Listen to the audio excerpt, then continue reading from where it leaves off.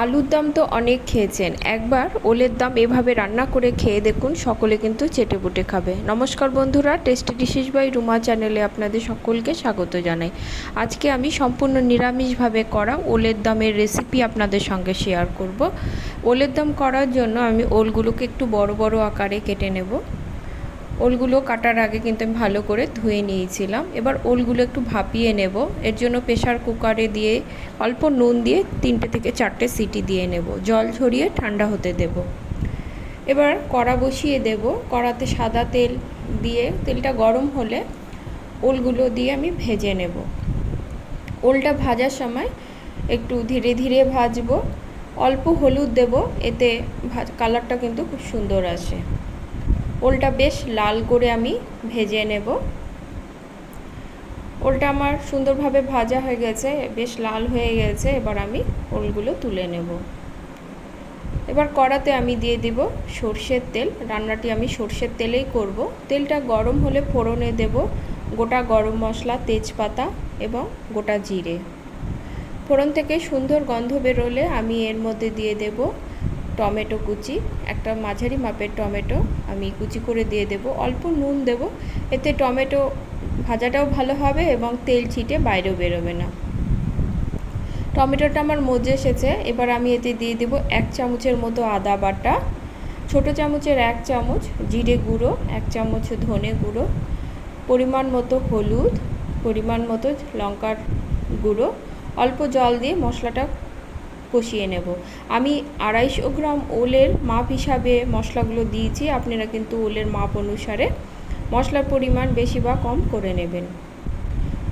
4টে কাজু পেস্ট করে আমি এটা দিয়ে দেব। এখানে কাজুর পরিবর্তে আপনারা কিন্তু চারমগজ বাটা বা কাঠবাদাম বাটাও দিতে পারেন।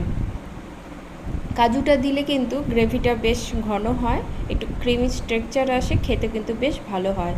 মশলাটা আমার কষানো হয়ে গেছে। এবার আমি 1.5 চামচের মতো টক দই অল্প ময়দা সহযোগে ফেটিয়ে নিয়ে এর মধ্যে দিয়ে দেব।